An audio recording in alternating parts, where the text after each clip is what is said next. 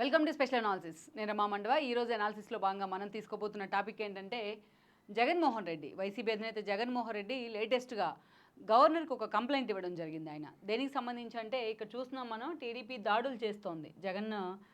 ఇక్కడ మనం టైటిల్ ఇవ్వడం జగన్ కామెడీపై సెటైర్లు అంటూ కూడా సోషల్ మీడియాలో అయితే జగన్మోహన్ రెడ్డి చేసిన కామెంట్స్ మీద ఏదైతే ఒక సెటైర్లు అయితే పేలుతూ ఉన్నాయి ఈ రోజున. అందుకు కారణం కూడా ఉంది. జగన్మోహన్ రెడ్డి ఆయన కరెక్ట్గా జూన్ 4వ తేదీ రిజల్ట్స్ వచ్చాయి. ఒక ఘోర ఓటమి ముందు జగన్మోహన్ రెడ్డి ఈరోజు నిల్చున్నారు. కనీసం ప్రతిపక్ష హోదా కూడా దక్కని పరిస్థితి ఈరోజు వైసీపీకి ఉంది. కేవలం 11 సీట్లకు మాత్రమే వైఎస్ఆర్సీపీ పరిమితమైంది. జగన్ ఎన్నోసార్లు టీడీపీని గత ఎన్నికల్లో 2019 ఎన్నికల్లో టీడీపీ 23 సీట్లకే పరిమితం అయితే దేవుడి స్క్రిప్ట్ అంటూ కూడా ఆయన హేళన చేసిన పరిస్థితి ఉంది చంద్రబాబు నాయుడిని. ఎందుకంటే గతంలో వైసీపీ నుంచి గెలిచిన 23 మంది ఎమ్మెల్యేలు టీడీపీలోకి వెళ్ళడం జరిగింది. సో దేవుడి స్క్రిప్ట్ ఇదేనంటూ కూడా 23 సంఖ్యను హైలైట్ చేస్తూ అటు అసెంబ్లీలో ఇటు బయట చంద్రబాబు నాయుడిని జగన్మోహన్ రెడ్డి టార్గెట్ చేస్తున్నారు. సో ఈరోజు కనీసం దేవుడు ఆ స్క్రిప్ట్ కూడా రాయలేదు జగన్మోహన్ రెడ్డికి. ఈరోజు చూసినట్లయితే కేవలం 11 సీట్లు, అంటే కనీసం అసెంబ్లీలో ప్రధాన ప్రతిపక్ష హోదా కూడా దక్కే పరిస్థితి ఈరోజు వైసీపీకి లేదు.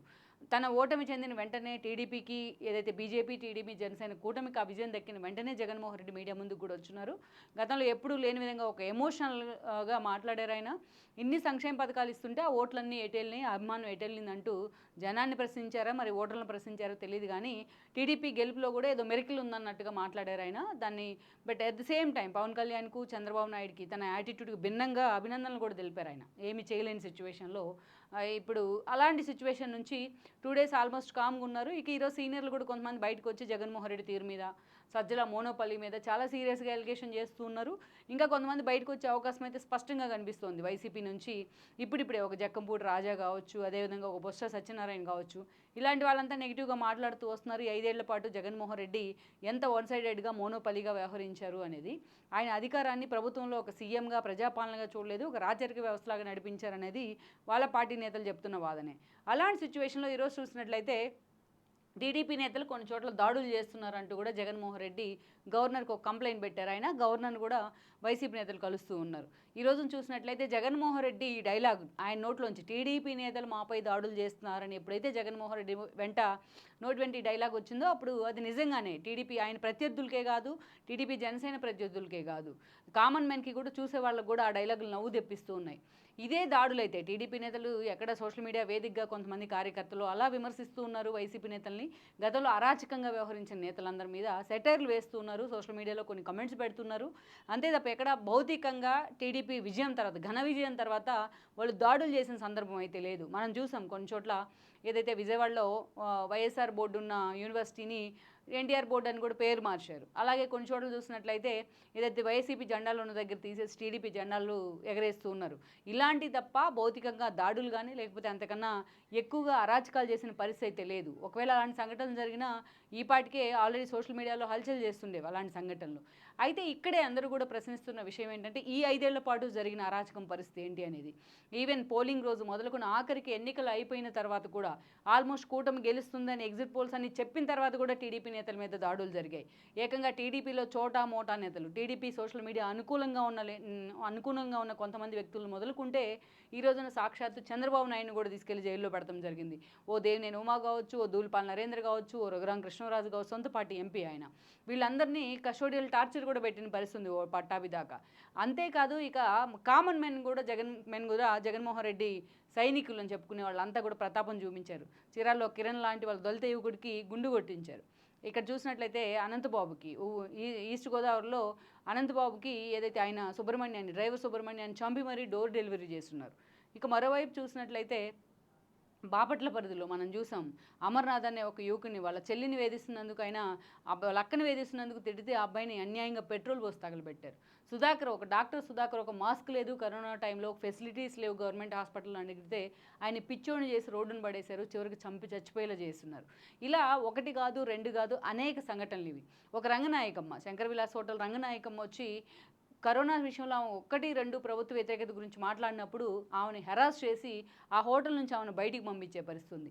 ఇక దాదాపు 4 ఏళ్ల పాటు జగన్మోహన్ రెడ్డి తీసుకున్న 3 రాజధానుల నిర్ణయాన్ని వ్యతిరేకిస్తూ అమరావతి రైతులంతా రోడ్డెక్కితే అమరావతి రైతుల్ని వాళ్ళు పెట్టని కష్టాలు లేవు, పోలీస్ రూపంలో చేయని హెరాస్మెంటు లేదు, ఆఖరికి ప్రెగ్నెంట్ లేడీస్ని కూడా చూడకుండా కడుపులో కూడా దాన్ని పరిస్థితుంది పోలీసులు.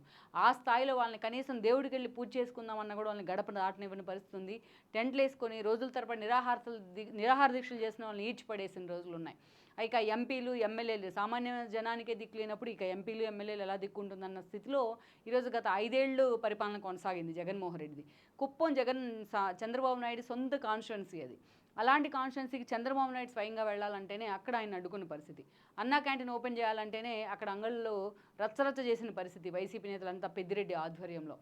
ఈవెన్ చంద్రబాబు నాయుడు సాక్షాత్తు ప్రతిపక్ష నేతగా ఉండి 15 ఏళ్ళు ముఖ్యమంత్రిగా ఉండి మరో 15 ఏళ్ళు ప్రతిపక్షంలో ఉన్న చంద్రబాబు నాయుడు వైజాగ్ పర్యటనకి వెళ్తే ఆయన క్యాన్వాయ్ మీద రాళ్ళేసిన పరిస్థితి. అలా ఆయన అమరావతి రైతులను పరామర్శించడానికి వెళ్తే అక్కడ అడ్డుకొని రాళ్ళేస్తే అది భావ ప్రకటన స్వేచ్ఛ అంటూ గౌతమ్ సవాంగ్ లాంటి వాళ్ళు మాట్లాడిన పరిస్థితి. సో అందుకే ఈరోజు సోషల్ మీడియా వేదికగా జగన్మోహన్ రెడ్డి కేవలం సెటైర్స్కే సోషల్ మీడియా హడావిడి చేసినందుకే ఈ స్థాయిలో దాడులు చేస్తుంది అని ఆరోపిస్తే మరి అది 5 ఏళ్లుగా జరిగింది ఏంటి రాష్ట్రంలో అని కూడా టీడీపీ శ్రేణులు ప్రశ్నిస్తూ ఉన్నాయి.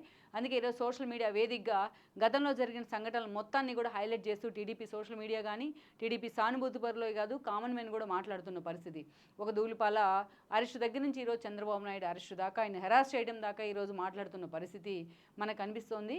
వీటినే దాడులు అంటే సోషల్ మీడియా వేదికగా వస్తున్న కామెంట్లనే జగన్మోహన్ రెడ్డి దాడులు అని సంబోధిస్తే మరి 5 ఏళ్ల పాటు జరిగిన అరాచకాన్ని ఏమని పిలుస్తారంటూ కూడా టీడీపీ ప్రశ్నిస్తోంది.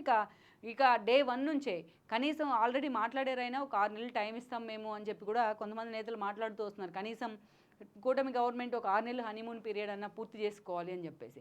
ఒకవైపు అలా మాట్లాడుతూనే రెండో రోజే టీడీపీ మీద కంప్లైంట్ ఇచ్చేందుకు కూడా సిద్ధమవుతూ ఉన్నారు. జగన్మోహన్ రెడ్డి ఎంత దొక్కితే అంత పైకి లేచింది టీడీపీ క్యాడర్ కానీ అదేవిధంగా జనసేన క్యాడర్ కానీ జనసేన కానీ. సో ఇలాంటి పరిస్థితుల్లో రెండో రోజు నుంచే తన వైలెన్సీ మొదలుపెట్టినట్లయితే దానికి అదే స్థాయిలో రిటార్ట్ ఉంటుందని కూడా మనం ఎక్స్పెక్ట్ చేయొచ్చు. సో ఓవరాల్గా అయితే జగన్మోహన్ రెడ్డి మాత్రం ఓటమిని చాలా విజ్ఞతగా ఆమోదించాడు అని అందరూ అనుకుంటుంటే మరోసారి తన వికృత రూపం ప్రదర్శించడానికి అయితే సిద్ధమవుతూ ఉన్నారు. లెట్స్ సీ మరి ఈ పరిణామాలు నిజంగా టీడీపీ జనసేన శ్రేణుల్ని రెచ్చగొట్టడానికి అన్న అంచనాలు కూడా వస్తున్నాయి. మరి ఈ రాష్ట్రంలో ప్రస్తుతం ఉన్న పరిణామాలు కానీ వైఎస్ఆర్సీపీ తీసుకున్న స్టాండ్ కానీ వైఎస్ఆర్సీపీ భవిష్యత్తును ఏ మలుపు తిప్పబోతుంది అనేది మనం చూడాలి.